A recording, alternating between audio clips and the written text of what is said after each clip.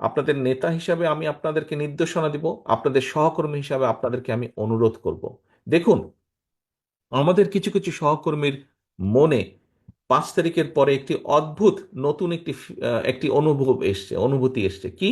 মনে হচ্ছে যে আমরা বোধহয় সরকার গঠন করে ফেলেছি। প্রিয় সহকর্মীবৃন্দ, আমরা সরকার গঠন করিনি। আমরা এখনো বিরোধী দলই আছে, বিরোধী দলেই আমরা অবস্থান করছি, বা আমরা অন্তত যাই হোক সরকারি দলে আমরা নেই বা সরকারে আমরা নেই। আমাদের সেই সকল যে সকল সহকর্মী এরকম ভুল উপলব্ধি করছেন, তাদের বিভিন্ন আচরণের জন্য বিভিন্নভাবে বিভিন্ন জায়গায় দল ক্ষতিগ্রস্ত হচ্ছে, দলের ইমেজ ক্ষতিগ্রস্ত হচ্ছে। প্রিয় সহকর্মীবৃন্দ, এর ভিতরে চট্টগ্রামেও কিছু কিছু ঘটনা ঘটেছে। আমি কঠোরভাবে আপনাদেরকে আজকে আপনাদের নেতা হিসেবে নির্দেশনা দিতে চাই, আপনাদের সহকর্মী হিসেবে আপনাদের কাছে বিনীত অনুরোধ করে বলতে চাই।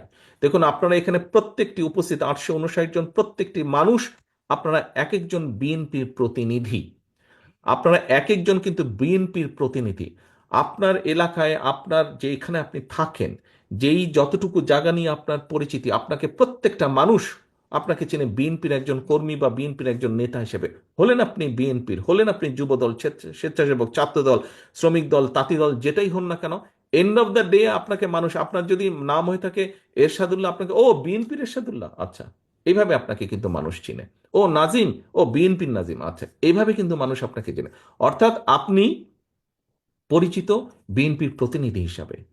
প্রিয় সহকর্মীবৃন্দ, আপনি যখন আপনার নিকট আত্মীয় স্বজনের বাসায় যান, আপনি নিশ্চয়ই আপনার চলাফেরা, কথাবার্তা, উঠা বসাতে এমন কিছুর পরিচয় দেন যাতে সেই আত্মীয়র মনে আপনার সম্পর্কে কোনো নেগেটিভ ধারণা না হয়। এটি নর্মালি আমরা করি, করি না? এটি নেগেটিভ ধারণা না হয়। সহকর্মীবৃন্দ, আপনি যখন এলাকায় পরিচিত বিএনপির প্রতিনিধি হিসাবে, কেন আপনি এমন কিছু করবেন?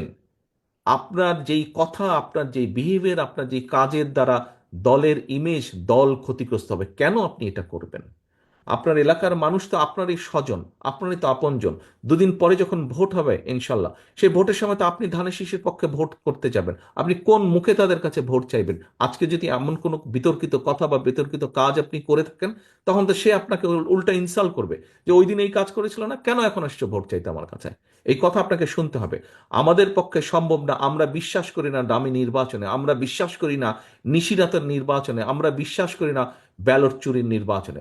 আমরা বিশ্বাস করি জনগণের কাতারে। একজন নোয়াখালীর একজন বোন বলেছেন কিভাবে এই দেশের মা বোনেরা বিএনপিকে ভোট দেয়। আমরা সেইভাবে সেই ভোটে বিশ্বাস করি, যেখানে মানুষ লাইনে দাঁড়িয়ে নিরাপদে, নিরাপত্তার সাথে, স্বচ্ছভাবে, স্বাধীনভাবে, মুক্তভাবে, ভয়হীনভাবে ভোট দিয়ে যাবে। আমরা সেই নীতিতে বিশ্বাস করি, এবং সেটি যদি অর্জন করতে হয়, আপনাদেরকে আজকে কিন্তু অনেক কিছুর পরিবর্তন করতে হবে। উঠা বসা, চলাফেরা, কথাবার্তা আপনাদের পরিবর্তিত করতে হবে আপনাদের নিজেদের। বারে বারে আমি বলছি, জনগণকে সাথে রাখুন, জনগণের সঙ্গে রাখুন। সহকর্মীবৃন্দ, আপনি ক্ষমতায় যাবেন না। এখানে উপস্থিত মানুষ, একটি মানুষও ক্ষমতায় যাবেন না। আপনারা আপনারা মানুষের সমর্থন পেলে ইনশাল্লাহ দেশ পরিচালনার সুযোগ পাবেন। দেশ পরিচালনার সুযোগ পাবেন। মানুষ আপনাদেরকে ক্ষমতা দেবে না, আপনাদেরকে দেশ পরিচালনার সুযোগ দেবে। দুটোর মধ্যে পার্থক্য আছে।